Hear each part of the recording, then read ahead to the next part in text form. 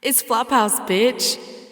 Yo, what's up? We're at Flophouse in Atlanta. I'm your host, Sai, aka Sai the Sexy Bitch, and I'm with. Lawson Mayor. Okay, so I see a lot of people your age. I know you're definitely younger than me, but it's okay. I'm not even gonna speculate, but like you say you're older, but when people don't want to talk about their age, are you like inspired by Chief Keef and Eazy? Because Chief Keef was like, 300, and Eazy's like, no more questions.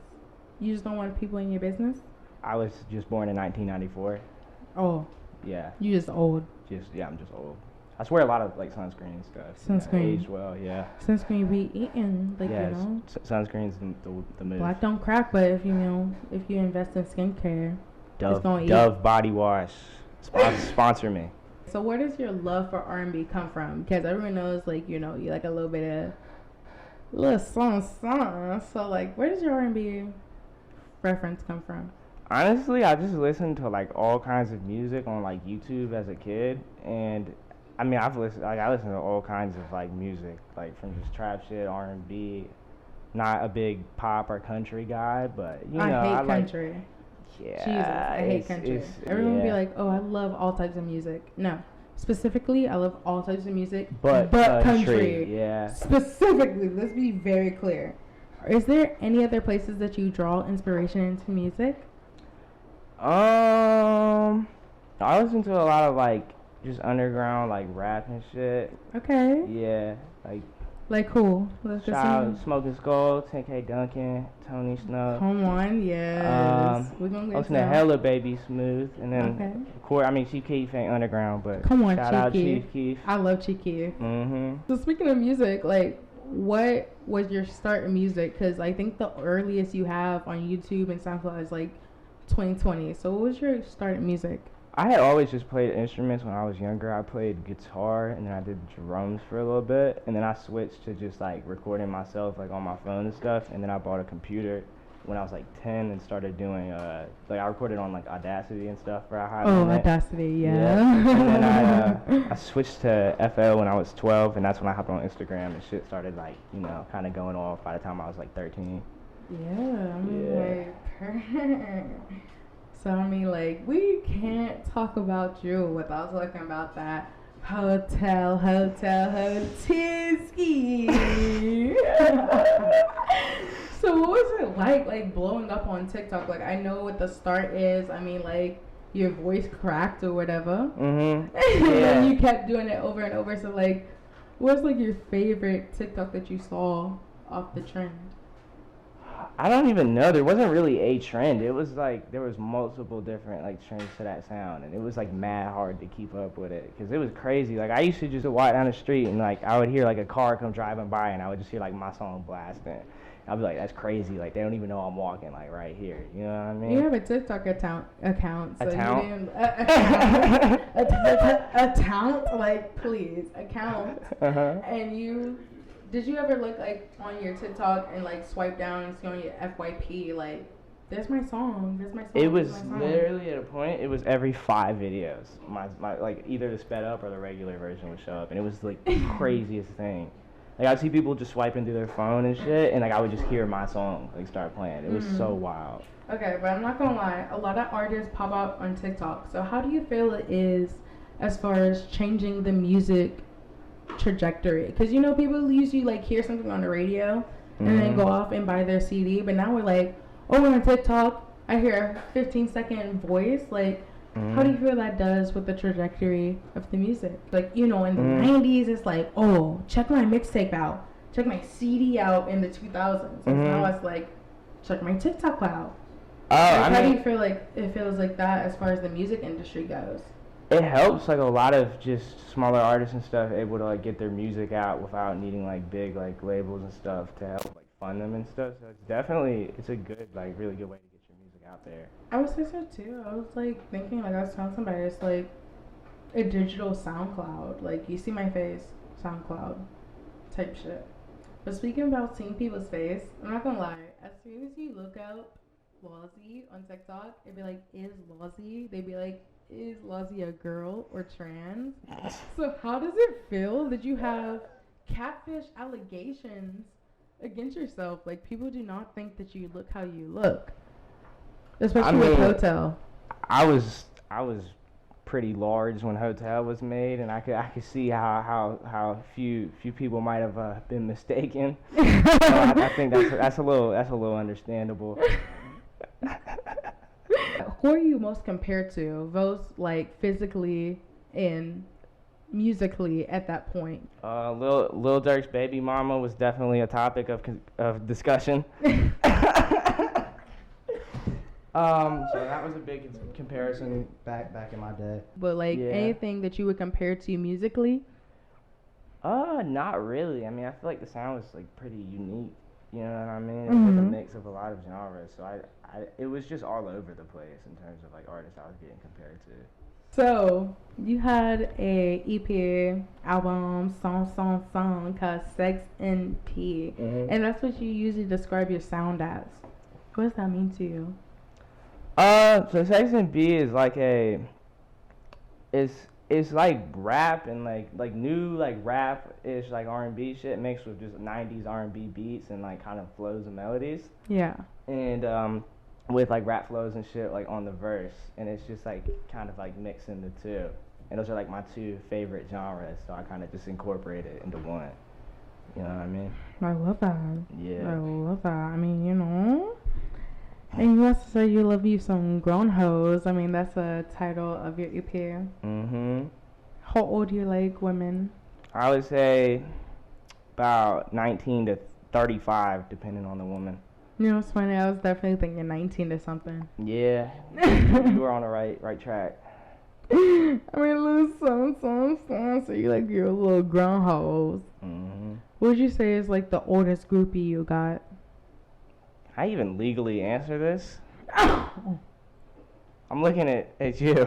Oh, me? Yeah. Sure. Go ahead. Sure? Like I got a pass on this? Sure, yeah. Don't say names.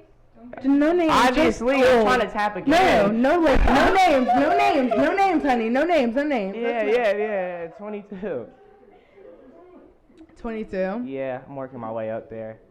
We getting up there, you know what I'm saying? Like we getting a little up there. We get high, we get fat. Shout out Lucky. Speaking of shout outs, so you worked out with DJ Band, Texaco, and 10K Duncan. What's it like collaborating with you and collaborating with other artists? What's the collaboration process looking like? I mean, just sending opens and shit, sending stuff back and forth and working on songs.